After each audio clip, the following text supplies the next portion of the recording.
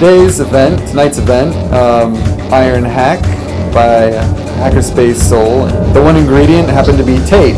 So we used many different kinds of tape.